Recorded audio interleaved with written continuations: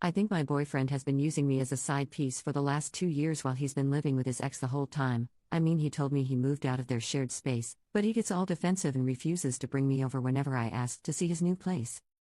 Tim, 29M, and I, 21F, have been together for 2 years. We are both foreigners living in Europe. Names have been changed.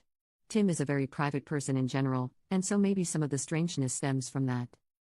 In order to explain everything, I think I have to start at the very beginning.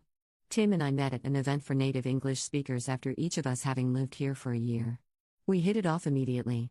Later that week we went to a pub crawl with other people from the event and hooked up. Only a few days later we decided to meet up again, but when trying to decide if it'd be at my place or his, he told me it has to be mine and he'll explain why later.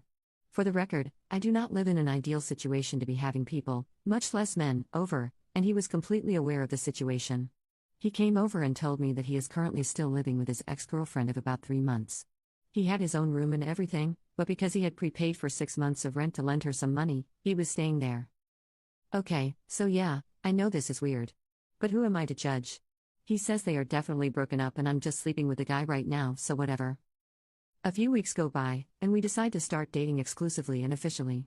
He says he's just living with his ex, who we'll name Stephanie, temporarily for another 3 months, and then he'll find another place. Alright, so it's a weird situation, but I trust him, and he'll leave in 3 months. He complains about having to live with her and says it's uncomfortable. He also told me why they broke up, which was because he caught her cheating on him with her ex at a party. So I'm not worried about them getting back together. I'm not 100% comfortable with the situation, but it's manageable. A few months pass and Tim doesn't move out. He says he's now got his own little apartment in the same house, but that it's so much better for him to stay there because he doesn't have to buy any furniture and the rent is cheap. Remember, we're foreigners, so buying a ton of furniture that you're just going to have to sell when you leave is annoying. He eventually starts saying that he's going to bring me over there to show me that they're living separately and whatnot. Long story short, that never happened. Every time I asked him to ask her about it, he'd say that she'd get upset and blah blah blah. Apparently she was aware that he had a girlfriend, but didn't like it and wanted to get back together. After a year, he finally moved out. Not into his own place, but into the spare room at his buddy's house. I had been to this buddy's place before, only once, though, and that has been the one and only time I've ever met one of his non-mutual friends, which is suspicious and strange on its own. I didn't help with the move, not for lack of trying, so no, I never saw him move his stuff there. Again, this was a temporary solution until he found a place of his own. Through various circumstances, company being bought out which lead to job insecurity, him being extremely picky about finding an apartment, he has still yet to move into a place of his own. It's been about 10 months since he moved into his buddy's place, and I've yet to be there, even though I've asked many times. He always says yes, but then later says that he doesn't want to intrude or be a nuisance, etc. So essentially, I've never seen where he lives.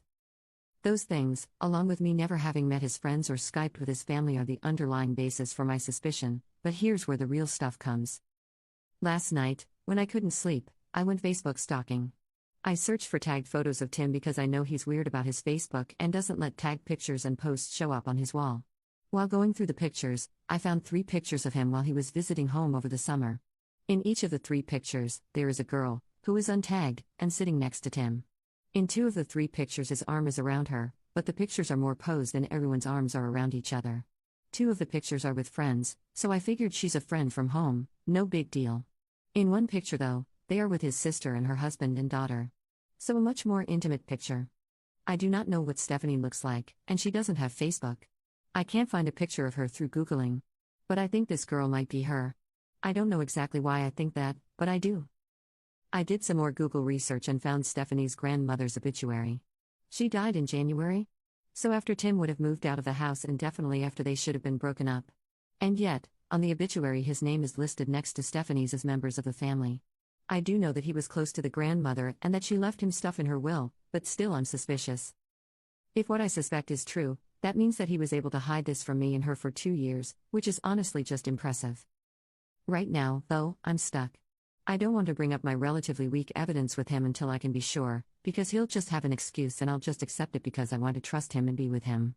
I don't know how to get any more proof that the girl in the pictures is Stephanie or how to know for sure one way or the other. So that's where I'd like advice.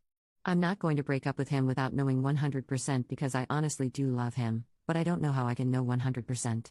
Any advice or help is appreciated. Although please be constructive. Update 1, 6 weeks later. So, it's been a while. The story was developing and I didn't want to update without knowing anything for sure. I never expected my post to get so much attention, and minus the few comments and PMs about being a slut, I really appreciate all of the input everyone had, and I read every single comment and message. So first off, thanks to everyone. As many people suggested I do, I started with a conversation with Tim, where I made very clear how much the whole situation bothered me and why it was an issue for me. I tried to show him things from my perspective and tried to make him understand why I was so upset. He said he understood and apologized profusely. He cried and I cried. He said it was never his intention to hurt me and that he hadn't realized this had been such a large issue for me, and that he had been selfish about it. He said it was all going to change and that I would meet his friends and see where he's staying, and get to Skype with his family, etc. etc. He said I was the most important part of his life here and that he can't imagine his life without me in it. He said he wants to find an apartment for us to live together and that when I'm done with school, he wants to go back home together for good. He also told me that the girl in the pictures was an old family friend, and that he was in the obituary because he still is close with the family and they still wish I was a part of the family. I decided to wait and see if he actually held up his end of things this time, and so we made up and all was well. What I didn't mention is that during my snooping phase before this conversation, I found the phone number to the landline where Stephanie lives and decided to give it a call asking for Tim. Stephanie's dad answered, and when I asked for Tim, he told me to call his cell phone because this was the landline. So, not exactly helpful. Before you guys freak out about the dad thing, the house is like a duplex where the parents have their own half and Stephanie has her own half. This is not uncommon in small villages here. A couple days after Tim and I talked, he texted me asking if I had called Stephanie's house asking for him. I decided not to lie and admitted it. He said that she texted him saying that some girl with an accent had called the house asking for him and he immediately thought that it must have been me. I explained that I did it because I felt desperate for answers and just wanted to know what was going on. I also told him that it was inconclusive. He got very upset and said I had betrayed his trust and that I was acting like an insane person. He isn't exactly wrong about that part, but I explained that I felt forced to take such actions because I felt like I was never going to get any answers any other way. I apologized for the invasion of privacy and for bothering Stephanie and her family. After a few days, he calmed down and forgave me, saying, however, that this may push back me meeting his friends because he told them what happened and they were pissed that I would treat him that way. I waited a few weeks to see if anything would change and unsurprisingly, it did not.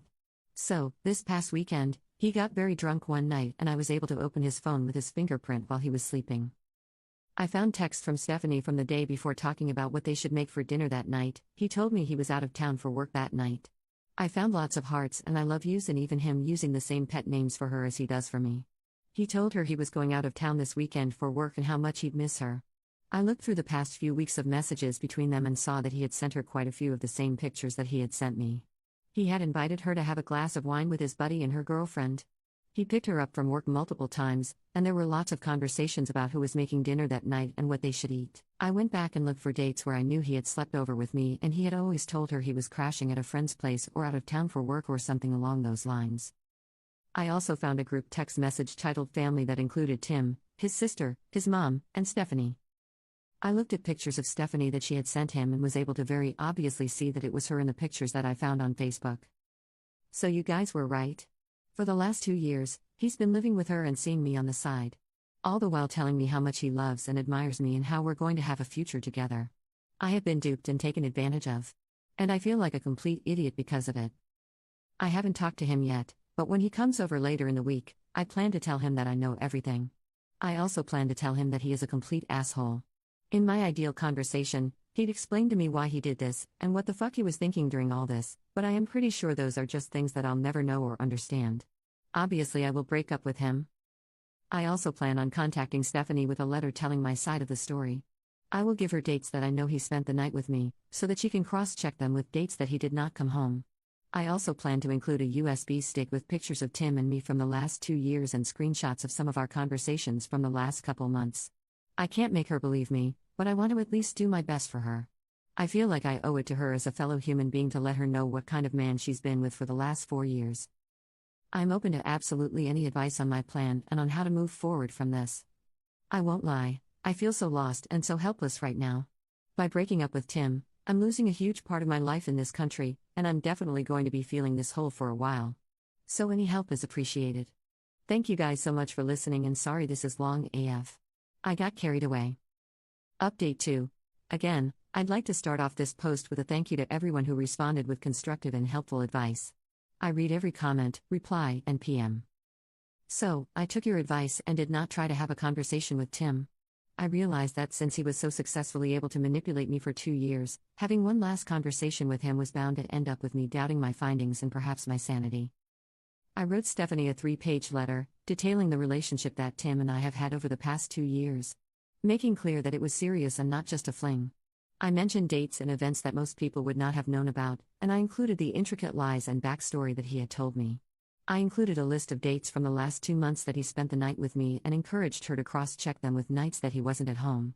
I printed out a few photos of us as a quick visible proof, and I included the rest of the photos on a USB stick in the letter. The stick also contained screenshots of any particularly incriminating conversations that we've had over the last few months. I scanned postcards that he had sent me from various vacations and included those as well. For safe measure, I also included a copy of the letter, in case the hard copy went somehow mysteriously missing. I gave her my email address and phone number and asked her to contact me if she wanted to. On Wednesday night, I had someone drive me to where she lives. If Tim was there, I would just have confirmations that he actually lives there and we'd leave. If he wasn't there, I'd ring the doorbell and hand her the letter personally. We drove the 45 kilometers and Tim was sitting there in the living room on his laptop. It was obvious he lived there. She was nowhere to be seen. His and her names were on the mailbox. I called to see if he'd pick up and he ignored the call. We headed back home. On Thursday morning, I mailed the letter. I ensured that it was registered post. In order to receive the letter, she'd have to show her ID and sign for it. On Friday, the letter arrived. She was not home, so she received a notification to go pick the letter up at the post office. On Saturday morning, she picked it up and I got an email of the receipt with her signature on it. Throughout all of this, I conversed normally with Tim and made excuses as to why he couldn't come over during the week, so as to not tip him off to anything. He stopped talking to me about 20 minutes after she picked up the letter Saturday morning, and I have not heard from him since. He has, however, defriended me and my family on Facebook. I have not heard from Stephanie either. So, now it's really over. I hope with my whole heart that he was not able to lie and manipulate his way out of the situation with her, but I will probably never know. I do not expect to hear from him again. I feel very lonely, taken advantage of, and beaten down. I'm going to do my best to try to come out of this situation without trust issues and without being cynical and jaded. I'm seeking therapy to make sure I don't slip into depression. For now, I need to find ways to distract myself and fill up any free time. Thanks again for all your help, r/relationships. This really sucks, but I'll get through it and hopefully be a stronger person for it.